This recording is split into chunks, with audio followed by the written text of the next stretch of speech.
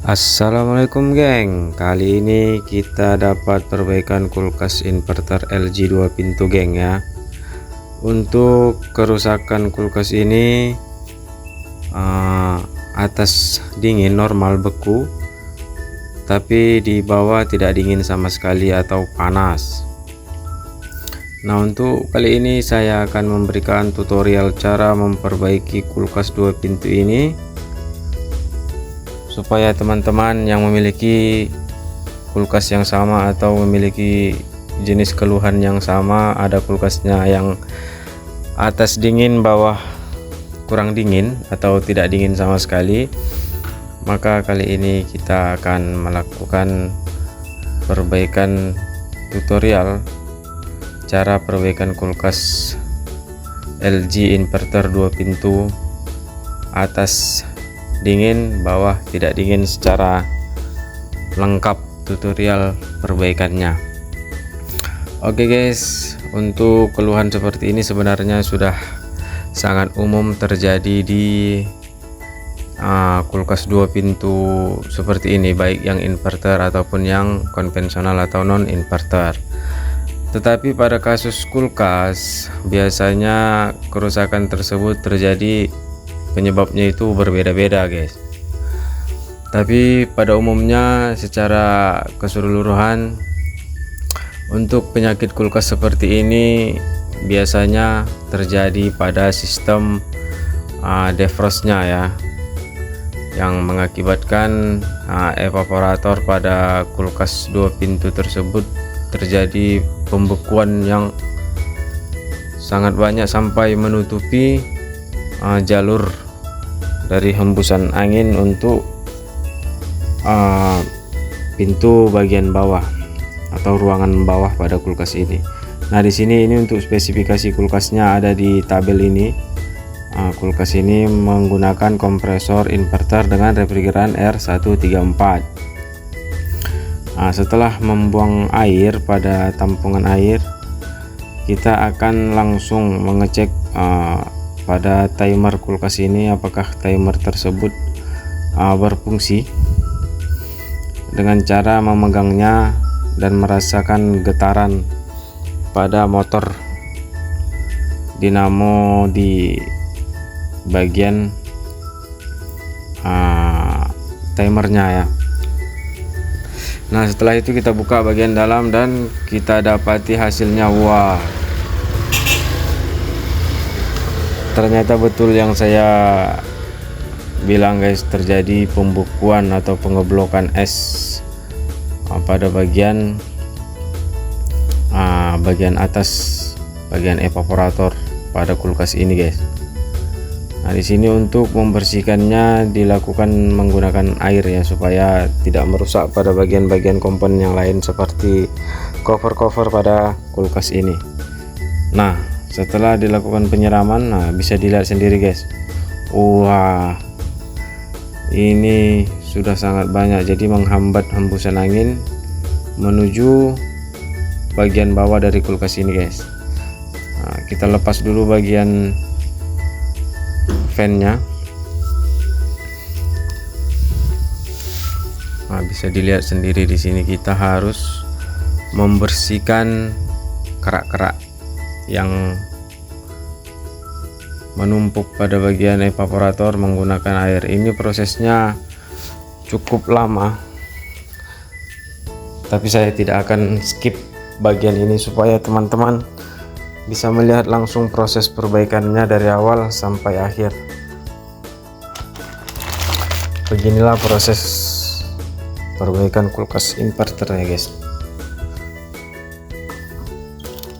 Sebenarnya tidak harus di kulkas inverter ya guys. Pada kasus-kasus kulkas 2 pintu pada umumnya juga sama, dan rata-rata kerusakannya juga sama.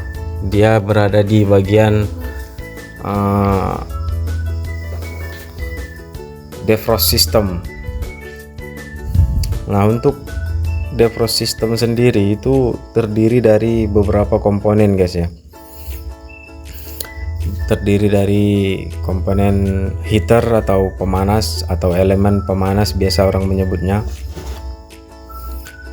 dan juga ada fuse bit metal namanya,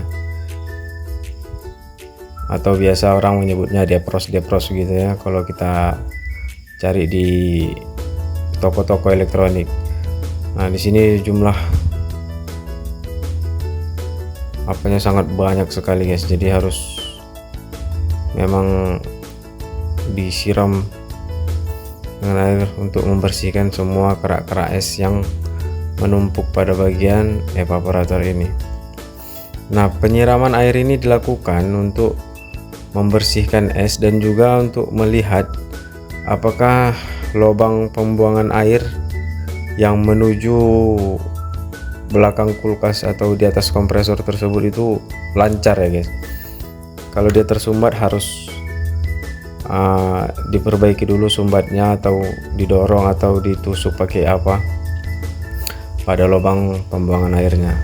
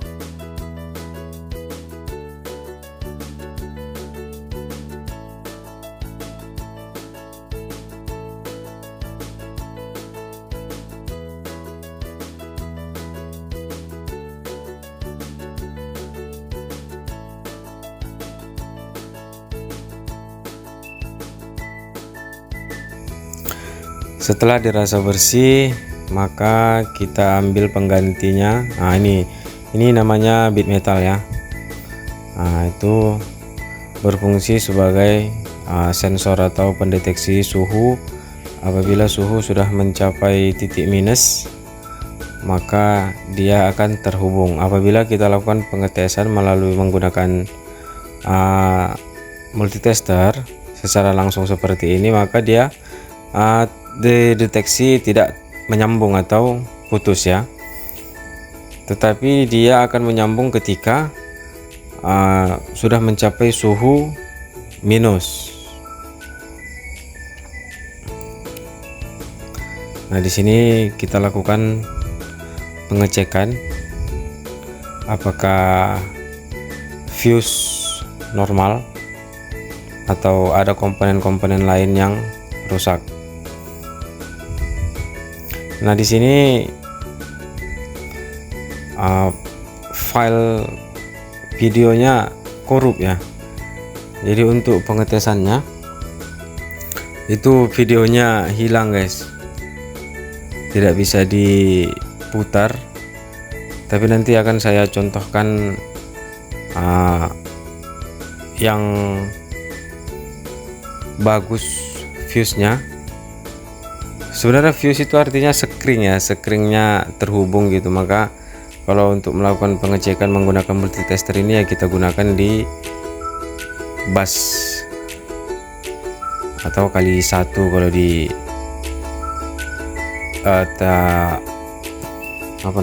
di multitester analog seperti ini ya. Nah, ini nampak sudah berisi air ya. Rata-rata kerusakan bit metal ini apabila sudah terdeteksi atau terindikasi masuk air ke bagian dalam dari bit metal itu, maka bisa dipastikan. Nah, ini pengecekannya saya lewatkan atau filenya korup, tidak bisa saya tunjukkan untuk pengecekannya tadi, maka saya langsung ganti aja di sini videonya, langsung ke bagian penggantiannya.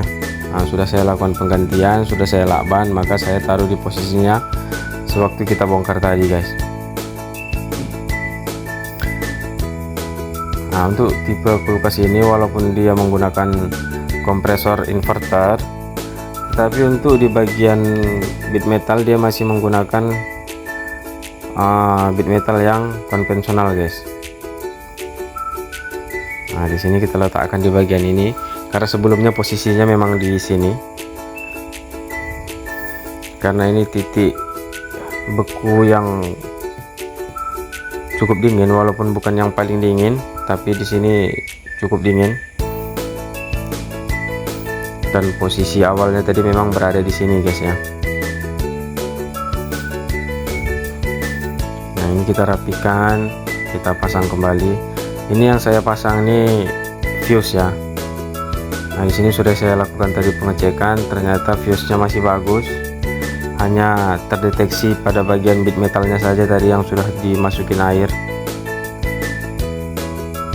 Dan umumnya apabila bit metal sudah terendam air atau berisi air, nah, umumnya kerusakan di situ sudah pasti berada pada bit metal tersebut. Nah, ini saya lapikan kabelnya. Sebelum kita lakukan pemasangan covernya, maka kita harus memeriksa elemen pemanasnya ya. Nah, ini yang saya cabut ini tuh konektor elemen pemanasnya atau heaternya pada kulkas ini. Nah, di sini kita lakukan pengecekan. Nah, ini di bus atau kali 1 ya, ditandai dengan hidupnya tadi lampu biru yang ada di multitester yang saya gunakan ini. Nah, untuk melakukan pengecekannya kita menghubungkan probe positif dan negatif ke masing-masing kabel yang terdiri dari 2 kabel ini ya, di soket ini ya, itu.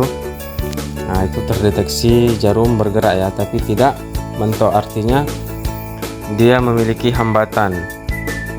Nah, bisa dilihat ya. Nah, di situ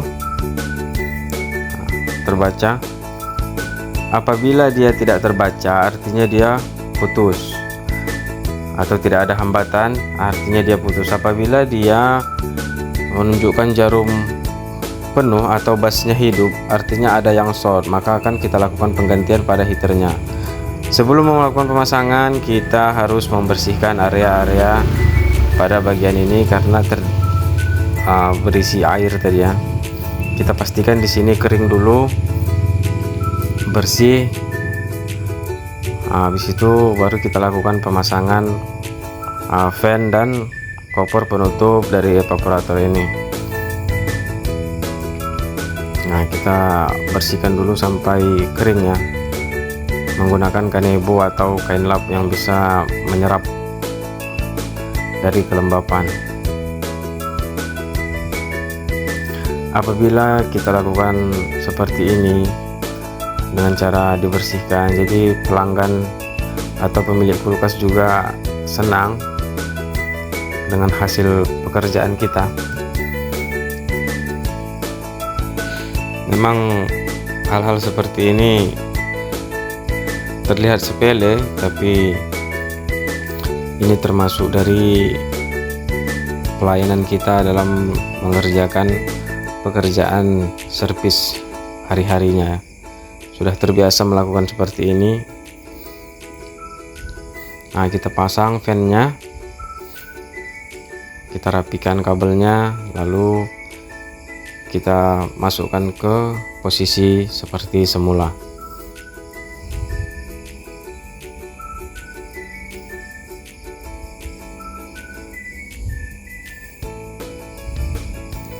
Nah, bisa dilihat teman-teman, fan sudah terpasang.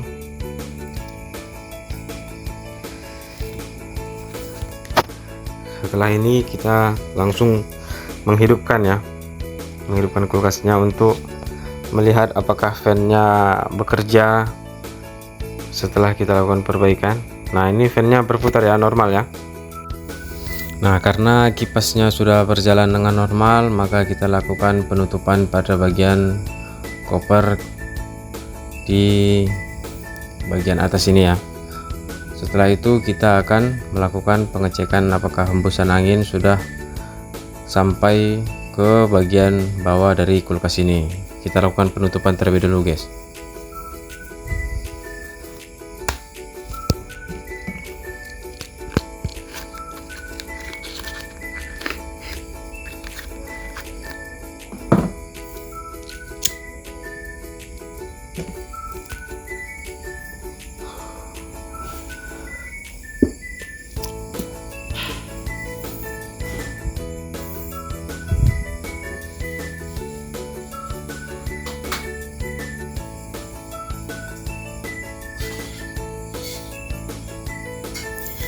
Nah, selesai pemasangan, kita lakukan pengaturan dari lubang angin ini ke nomor 2. Setelah itu kita lakukan pengecekan pada bagian bawah apakah angin sudah keluar dengan kencang. Nah, kita rasakan seperti ini, apakah angin sudah normal. Untuk memastikannya kita menggunakan alat yang paling banyak di pasaran guys. Nah, ini bisa kita lihat saya menggunakannya menggunakan rokok. Nah, seperti ini ya. Sebenarnya apabila kita di lapangan langsung, kita bisa merasai langsung di tangan kita ya. Karena ini saya menggunakan video, tidak mungkin teman-teman bisa merasakannya hembusan angin yang keluar dari lubang-lubang ini guys.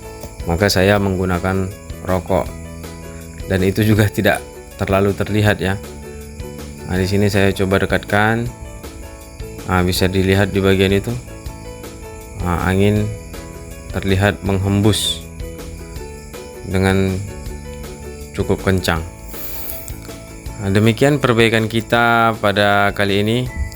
Apabila ada kata-kata saya yang salah, karena saya masih pemula dalam membuat konten seperti ini, mohon dukungannya guys, subscribe, like, dan komen guys untuk pertanyaan seputar sistem pendingin.